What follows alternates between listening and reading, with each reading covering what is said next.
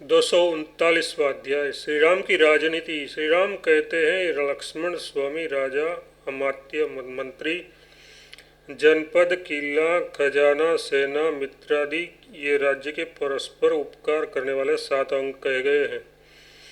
राज्य के अंगों में राजा और मंत्री के बाद राष्ट्र प्रजा प्रधान एवं अर्थ का साधन है, अतः उसका सदा पालन करना चाहिए।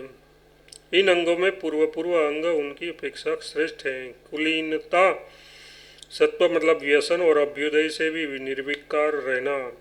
युवावस्था शील मतलब अच्छा स्वभाव। दाक्षिण्य मतलब सबके अनुकूल रहना या उदारता।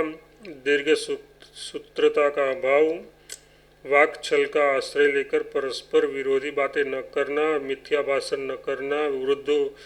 विद्या वृद्धों की वृद्धि में रहना और उनकी बातों को मानना। किसी के उपकारों को न भूलना।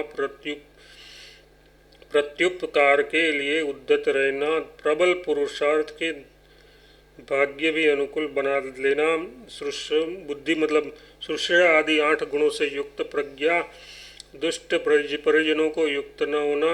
आसपास के मांगलिय राजाओं को वश में किए रहना। सुदृढ़ अनुराग। दीर्घकाल में घटित होने वाली बातों का अनुमान कर लेना। उत्साह शुद्ध चित्तता। अत्यंत मनस्वी होना। जितेंद्रियता और धार्मिकता ये अच्छे अभिगामिक गुण हैं। जो सुप्रसिद्ध कुल में उत्पन्न क्रूरता रहित गुणवान पुरुषों का संग्रह करने वाले तथा पवित्र मतलब शुद्ध हो, ऐसे लोगों को आत्मकल्याण की इच्छा रखने वाला राजा अपना परिवार बनाए। वाग्मी मतलब उत्तम वक्ता, ललित मधुर एवं अल्पाक्षरों द्वारा ही बहुत से अर्थों का प्रतिपादन करने वाला, सभा में सबको निगृहित करके निर्भय बोलने वाला, स्वभाववत किसी बात को न भूलने वाला, ऊंचे कद वाला, शारीरिक बल से संपन्न एवं युद्ध आदि में समर्थ, जितेंद्रिय, दंड चतुरंगनी सेना का समुचित रीति से संचालन करने में समर्थ, व्यवहार कुशल, शास्त्रीय विधि से संपन्न, प्रमाद से अनुचित कर्म में प्रवृत्त होने पर वहाँ से सुखपूर्वक निवृत्ति किए जाने योग्य, शत्रुओं द्वारा छेड़े गए युद्धादि के दृढ़ कष्ट को दृढ़तापूर्वक सहन करने में समर्थ, सहसा आत्मसमर्पण न करने वाला, सब प्रकार के संकटों के निवारण के लिए अमोघ उपायों को तत्काल जान लेने वाला, गुप्तचर आदि के द्वारा शत्रुओं के छिद्रों के अन्वेषण में प्रयत्नशील, अपनी तथा शत्रु की अवस्था के बलाबल भेद को जानकर संधि विग्रह आदि 6 गुणों के प्रयोग के ढंग और अवसर को ठीक ठीक जानने वाला, मंत्रणा और उसके प्रयोग को सर्वथा गुप्त रखने वाला, किसी प्रकार की सेना किस देश और किस काल में विजयनी होगी इत्यादि बातों को विभागपूर्वक जानने वाला, आदाता प्रजा आदि के न्यायपूर्वक धन लेने वाला, धन को उचित एवं उत्तम कार्यों में लगाने वाला, सत्पात्र का ज्ञान रखने वाला, क्रोध लोभ भय क्रोध द्रोह स्तंभ मतलब मान और चपलता मतलब बिना विचारे कार्य न कर बैठना, इन दोषों से दूर रहना, तरोपताप दूसरों को पीड़ा देना, पैशून्य मतलब चुगली करके मित्रों में परस्पर फूट डालना, डार मतलब ईर्षा, दूसरे के उत्साह को न सह सकना और अनुत मतलब असत्य भाषण, इन दुर्गुणों को लांग जाने वाला, वृद्ध जनों के उपदेश को मानकर चलने वाला, मधुरभाषी, आकृति से सुंदर एवं सौम्य दिखाई देने वाला, गुणवानों के गुणों पर रीझने वाला, मितभाषी मतलब नपी तुली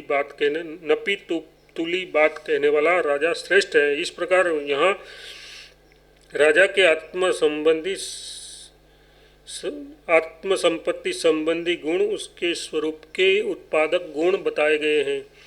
उत्तम कुल में उत्पन्न, बाहर भीतर से शुद्ध, शौर्य संपन्न, अन्वीक्षणी आदि विद्याओं के जानने वाला, स्वामी भक्त तथा दंड नीति का समुचित प्रयोग करने वाले लोग राजा के सचिव मतलब अमात्य होने चाहिए। जैसे अन्याय से हटना कठिन न हो, जिसे अन्याय से हटना कठिन न हो, जिसका जन्म उसी जनपद में हुआ हो, जो कुलीन मतलब ब्राह्मण आदि सुशील, शारीरिक बल से संपन्न, उत्तम वक्ता, सभा में निर्भक होकर बोलने वाला, शास्त्रोपी नेत्र से युक्त, उत्साहवान मतलब उत्सव संबंधी त्रिविध गुण, शौर्य, अमरस एवं दक्षता से संपन्न, प्रतिभाशाली, भय आदि के अवसरों पर उसका तत्काल प्रतिकार करने वाला, मान और चपलता से रहित, मित्रों के अर्जन एवं संग्रह में कुशल, शीत उष्ण आदि कलेशों को सहन करने में समर्थ, उपधा द्वारा परीक्षा से प्रमाणित हुई शुद्धि से संपन्न, सत्य मतलब झूठ न बोलना, सत्व मतलब व्यसन और अभ्युदय में भी निर्विकार रहना, धैर्य, स्थिरता, प्रभाव तथा आरोग्य आदि गुणों से संपन्न, कृत शिल्प मतलब संपूर्ण कलाओं के अभ्यास से संपन्न, दक्ष मतलब शीघ्रता पूर्वक कार्य संपादन में कुशल, प्रज्ञावान मतलब बुद्धिमान, धारणातीत मतलब अविस्मरणीय, दृढ़ भक्ति मतलब स्वामी के प्रति अविचल अनुराग रखने वाला तथा किसी से वैर न रखने वाला और दूसरों द्वारा किए गए विरोध को शांत कर देने वाला पुरुष राजा का बुद्धि सचिव एवं कर्म सचिव होना चाहिए। स्मृति मतलब अनेक वर्षों की बीती बातों को भी न भूलना। अर्थ तत्परता मतलब दुर्गा आदि की रक्षा एवं संधि आदि में तत्पर रहना। वितर्क मतलब विचार, ज्ञान, निश्चय मतलब ये ऐसा ही है अन्यथा नहीं है, इस प्रकार का निश्चय, दृढ़ता एवं मंत्र गुप्ति मतलब कार्य सिद्धि होने पर मंत्रणा को अत्यंत गुप्त रखना, ये मित्र संपत्ति के गुण कहे गए हैं। पुरोहितों को तीनों वेदों ऋग्वेद, यजुर्वेद, सामवेद तथा दंडनीति के ज्ञान में भी कुशल होना चाहिए। वह सदा अथर्ववेद विधि से राजा के लिए शांति कर्म एवं पुष्टि कर्म का संपादन करे। बुद्धिमान राजा तत्वज्ञ तत्तद विद्या के विद्वानों द्वारा उन अमात्यों के शास्त्र ज्ञान तथा शिल्प कर्म इन दो गुणों की परीक्षा करे। ये परोक्ष या आगम प्रमाण द्वारा परीक्षण है। कुलीनता, जन्मस्थान तथा अवग्रह, उसे नियंत्रित रखने वाले बंधुजन, इन तीन बातों की जानकारी उसके आत्मीय जनों के द्वारा प्राप्त करे। यहाँ भी आगम या परोक्ष प्रमाण का ही आश्रय किया गया है। परिक्रम मतलब दुर्गादि निर्माण में दक्षता, आलस्य न करना, बुद्धि से अपूर्व बातों को जानकर बताना, कौन कार्य हुआ और कौन सा कार्य शेष रहा इत्यादि बातों को सदा स्मरण रखना। इन तीन गुणों की भी परीक्षा करे। प्रगल्भता मतलब सभा आदि में निर्भकता। प्रतिभा मतलब प्रत्युत्तमता, प्रवचन कौशल तथा सत्यवादी, इन चार गुणों को बातचीत के प्रसंगों में स्वयं अपने अनुभव से जाने। उत्साह मतलब शौर्यादि प्रभाव, कलेश सहन करने की क्षमता, धैर्य, स्वामी विषयक अनुराग और स्थिरता, इन गुणों की परीक्षा आपत्ति काल में करे। राजा के प्रति दृढ़ भक्ति, मैत्री तथा आचार विचार की शुद्धि, इन गुणों को व्यवहार से जाने। आप आसपास एवं पड़ोस के लोगों से बल, सत्य मतलब संपत्ति और विपत्ति में भी निर्विकार रहने का स्वभाव, आरोग्य, शील, अस्तबंधता मतलब मान और दर्पण का अभाव तथा अच्छापल्य मतलब चपलता का अभाव एवं गंभीरता, इन गुणों को जाने। वैर न करने का स्वभाव, दृढ़ भद्रता मतलब बलमन साहत तथा दृढ़ शुद्रता मतलब निश्चिता को प्रत्यक्ष देखकर जाने। जिसके गुण और बर्ताव प्रत्यक्ष नहीं है, उसके कार्यों से सर्वत्र अनेक गुणों का अनुमान करना चाहिए। जहाँ खेती की उपज अधिक हो, विभिन्न वस्तुओं की खाने हो, जहाँ विक्रय के योग्य तथा खनिज पदार्थ प्रचुर मात्रा में उपलब्ध होते हो, जो गौओं के लिए हितकारिणी मतलब घास आदि से युक्त हो, जहाँ पानी की बहुलायत हो, जो पवित्र जनपदों से घेरी हुई हो, जो सुरम्य हो, जहाँ के जंगलों में हाथी रहते हो, जहाँ जल मार्ग, पुष्ट आदि तथा स्थल मार्ग खड़े सड़कें हो जहाँ की ऊंचाई वर्षा पर निर्भर न हो, यथार्थ जहाँ ऊंचाई के लिए प्रचुर मात्रा में जल उपलब्ध हो, ऐसी भूमि ऐश्वर्य वृद्धि के लिए प्रशस्त मानी गई है। जो भूमि ककरेली और पथराली हो, जहाँ जंगल ही जंगल हो, जो सदा चोरों और लुटारों से भय के आकृत हो, जो वृक्ष मतलब ऊसर हो, जहाँ के जंगलों में कांटेदार वृक्ष हो तथा जो हिंसक जंतुओं से भरी हो, वह भूमि नहीं के बराबर है। जहाँ सुख पूर्वक आजीविका चल सके, जो पूर्वोक्त उत्तम भूमि के गुणों से संपन्न हो, जहाँ जल की अधिकता हो, ऐसे जिसे किसी पर्वत का सहारा प्राप्त हो, जहाँ शूद्रों, कारीगरों और वैश्यों की बस्ती अधिक हो, जहाँ के किसान विविध उद्योगशील एवं बड़े बड़े कार्यों का आयोजन करने वाले हो, जो राजा के प्रति अनुरक्त, उसके शत्रुओं के द्वेष करने वाला और पीड़ा तथा कर का भार सहन करने में समर्थ हो, हुष्ट-पुष्ट एवं सुविस्तृत हो, जहाँ अनेक देशों के लोग आकर रहते हो, जो धार्मिक पशु संपत्ति से भरा पूरा तथा धनी हो, तथा जहाँ के नायक मतलब गांव के मुखिया मूर्ख और व्यसनग्रस्त हो, ऐसा जनपद राजा के लिए प्रशस्त कहा गया है। मुखिया मूर्ख और व्यसनी हो तो वह राजा के विरुद्ध आंदोलन नहीं कर सकता। जिसकी सीमा बहुत बड़ी एवं विस्तृत हो, जिसके चारों ओर विशाल खाइयाँ बनी हो, जिसके प्राकार मतलब परकोटे और गोपुर मतलब फाटक बहुत ऊंचे हो, जो पर्वत, नदी, मरुभूमि तथा अथवा जंगल का आश्रय लेकर बना हो, ऐसे दुर्ग में राजा को निवास करना चाहिए। जहाँ जल, धान्य और धन प्रचुर मात्रा में विद्यमान हो, वह दुर्ग दीर्घकाल तक शत्रु के आक्रमण का सामना करने में समर्थ होता है।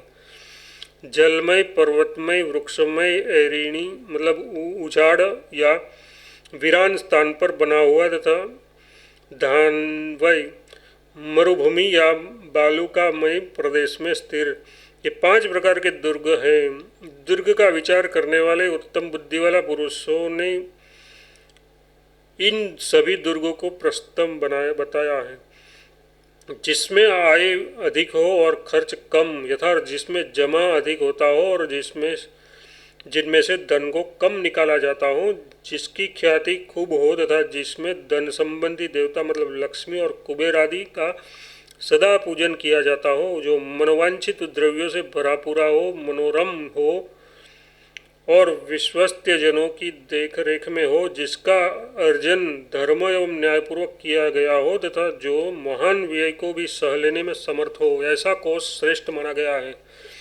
कोष का उपयोग धर्मादि वृद्धि तथा मूल्यों के भरण पोषण आदि के लिए होना चाहिए। जो बाप दादाओं के समय से ही सैनिक सेवा करते आ रहे हो, वश में रहते मतलब अनुशासन मानते हो, संगठित हो, जिसका वेतन चुका दिया जाता हो, बाकी न रहता हो, जिसके पुरुषार्थ की प्रसिद्धि हो, जो राजा के अपने ही जनपद में जन्म हो, युद्ध कुशल हो और कुशल सैनिकों के साथ रहते हो, नाना प्रकार के अस्त्र शस्त्रों से संपन्न हो, जिन्हें नाना प्रकार के युद्धों में विशेष कुशलता प्राप्त हो तथा जिसके दल में बहुत से योद्धा भरे हो, जिन सैनिकों द्वारा अपनी सेना के घोड़े और हाथियों की आरती उतारी जाती हो, जो परदेश निवास, युद्ध संबंधी आयास तथा नाना प्रकार के क्लेश सहन करने में अभ्यासी हो तथा जिन्होंने युद्ध में बहुत श्रम किया हो, जिनके मन में दुविधा न हो तथा जिनमें अधिकांश क्षत्रिय जाति के लोग हो, ऐसे सेना या सैनिक दंड नीति वेताओं के मत में श्रेष्ठ है।